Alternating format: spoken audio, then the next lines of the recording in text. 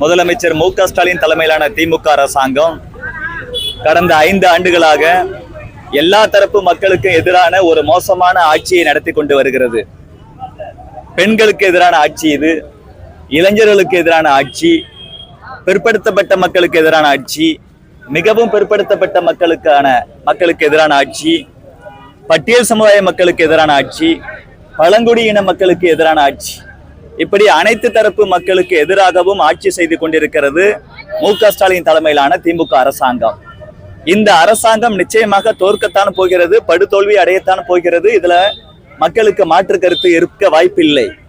ஆனா இந்த அரசாங்கம் சாதாரணமாக தோற்கக்கூடாது.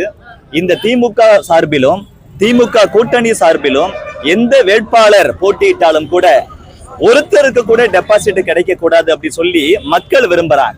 அதை பிரதிபலிக்கும் விதமாக பாரதிய ஜனதா கட்சியில பல்வேறு அணிகள் இருக்கின்றன.